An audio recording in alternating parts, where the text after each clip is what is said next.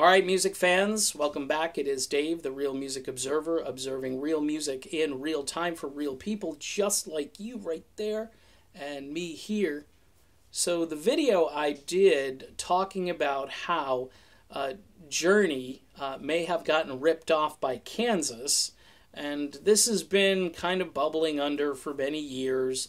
A lot of musical fanatics and experts have been talking about this, and I just raised it again in a video because it's very obvious. And then I got some validation from Neil Sean about it, and I'm wondering two things. I'm wondering, one, if Journey should be compensated. The guys who actually wrote the music in this, I believe it's going to be Neil Sean, Greg Raleigh, and George Tickner, not necessarily in that order.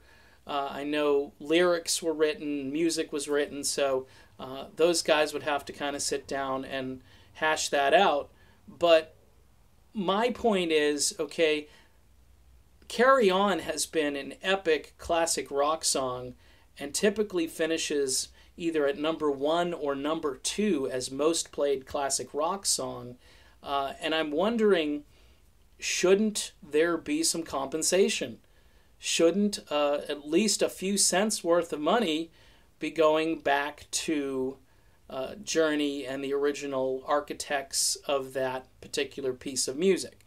The second part of this is, in my brain, knowing that Kansas was really looking for a hit song, pressure was on them just like Journey, and they pulled a riff from Journey, and then they create this monster song, which was their breakout song.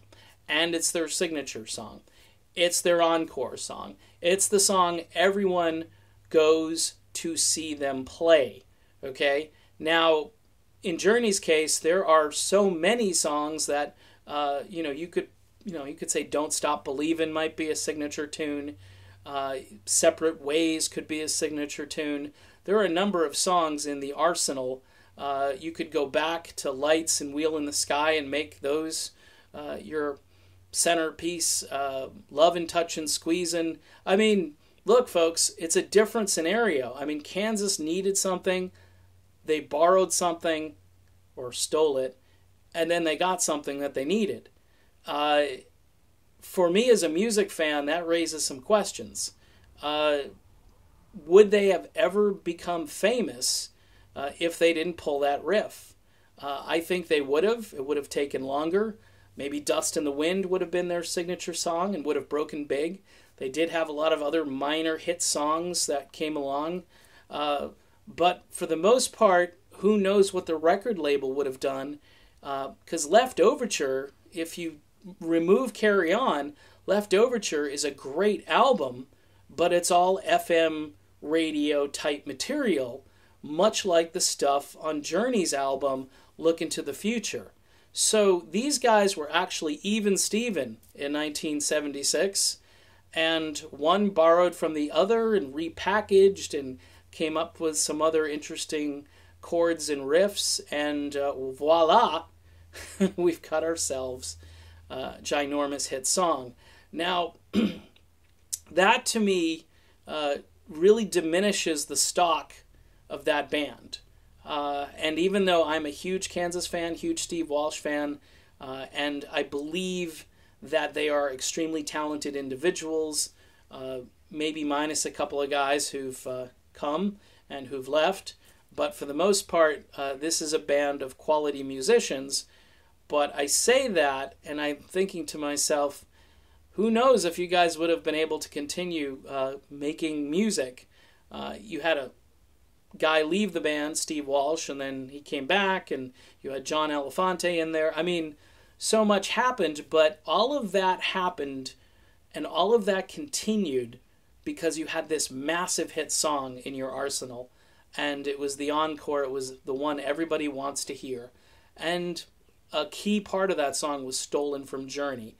And it's just a little weird now to think of these guys as, what might have been if they didn't take that riff. Not taking away from anything they've accomplished. Some people might enjoy all their other music more. Maybe they would have been more of a cult band, underground band. Maybe eventually they would have written something else because that pressure would have been built even more. People would say, well, what about Point of No Return? Yeah, okay, it's a great album, but it's not the signature song, which is Carry On Wayward Son. So I'm thinking Neil and the boys probably deserve maybe a few pennies here and there in royalties, but that's got to go back all the way to 1976. It's going to be some pretty healthy income, and maybe people should reevaluate this band, Kansas, and think to themselves, did they know? And when did they know? And if they knew, how did they just keep going with a clear conscience? That to me is a little weird.